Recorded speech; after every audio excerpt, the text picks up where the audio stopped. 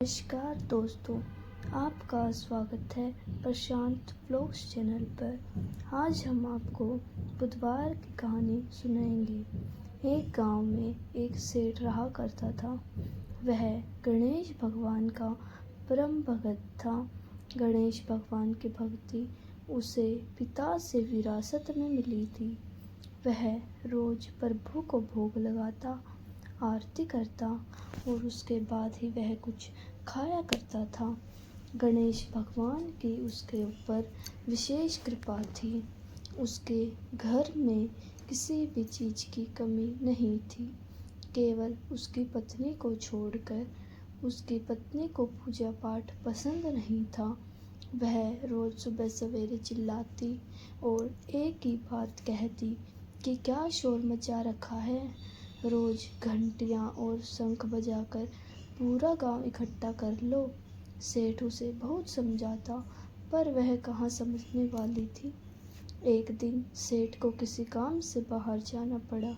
उसने अपनी पत्नी से बड़े प्रेम भाव से कहा, शांति, मुझे एक दिन के लिए बाहर जाना है। इतना काम कर देना कि प्रभु के भोग का ध्यान रख लेना, नहीं तो मेरे प्रभु भूखे ही रह जाएंगे। शांति ने अनमने मन से बात को सुना। जब सेठ चला गया तो उसने एक उल्टी चाल सोची। उसने सोचा, यदि गणेश जी को घर से बाहर निकाल दूं तो रोज रोज की आरती, पूजा, भोग और शंख की आवाज़ की झंझट ही खत्म हो जाएगी। उसने घर के पीछे जाकर एक गड्ढा खोदा, उसमें गणेश भगवान की मूर्ति को दबा दिया और घर में वापस आ गए। सेठ अब जब घर वापस आया तो उसने मंदिर में गणेश भगवान को नहीं देखा। वह भागा भागा शांति के पास गया और कहने लगा, शांति, मेरे प्रभु कहाँ हैं? वह मंदिर में नहीं है। शांति अनजान बनकर बोली, मुझे तो पता नहीं, मैंने तो कल रात धूप आरती और भोग लगाकर पर्दा लगा दिया था। सेठ पागलों की तरह गणेश भगवान को पूरे घर में खोज रहे थे। वह मन ही मन में पछता रहा था कि यह काम शांति का ही है, उसे ही मेरी पूजा पाठ पसंद नहीं। उसने शांति से कहा, शांति, यदि मेरे प्रभु नहीं मिले तो मैं खाना पीना सब छोड़ दूंगा। शांति को लगा कि 1-2 दिन नाटक करेंगे, उसके बाद सब ठीक हो जाएगा। सेठ को रोते बिलखते 7 दिन हो गए।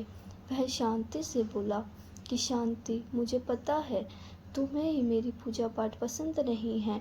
मेरे गणेश जी की प्रतिमा को तुमने ही कहीं छिपाया है। यदि मुझे मेरे गणेश जी नहीं मिले तो मैं कुएं में कूदकर अपनी जान दे दूंगा। मगर शांति मुंह नहीं खोल रही थी, क्योंकि अगर वह मुंह खोलती तो उसका पूरा झूठ पकड़ा जाता।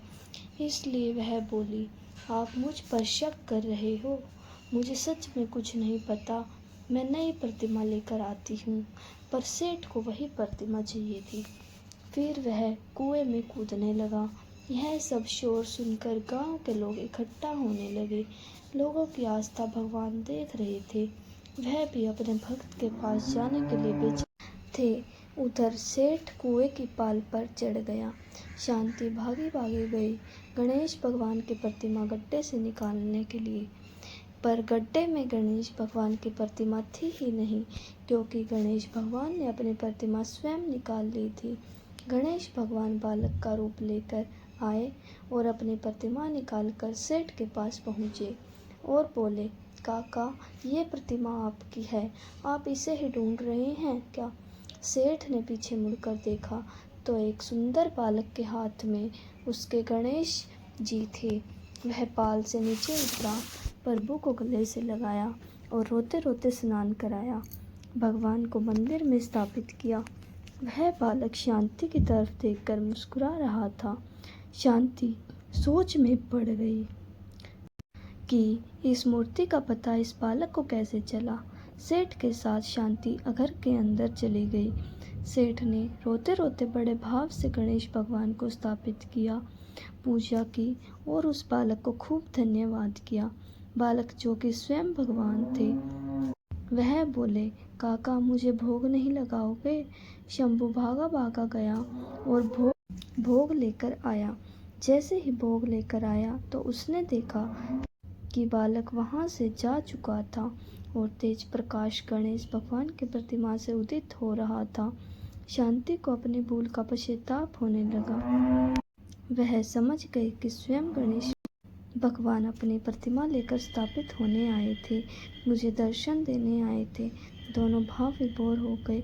उस रात भगवान ने उसे दर्शन दिया और कहा, मेरे साथ शुभ लाभ, रिद्धि सिद्धि और सुख वैभव और लक्ष्मी जी सदा तुम्हारे इस घर में वास हैं। तुम सदा दुखियों की सेवा करना। इस प्रकार शंभू की भक्ति अगर हो गई, इस प्रकार शंभू की भक्ति अमर हो गई। कथा को जो भी सुनता है, गणपति बप्पा उसकी कृपा करती है और उसके घर माता लक्ष्मी का वास होता है। इस तरह की कथा सुनने के लिए प्रशांत व्लॉग 7 चैनल को सब्सक्राइब करें और इस वीडियो को ज़्यादा से ज़्यादा लाइक, कमेंट और शेयर करें।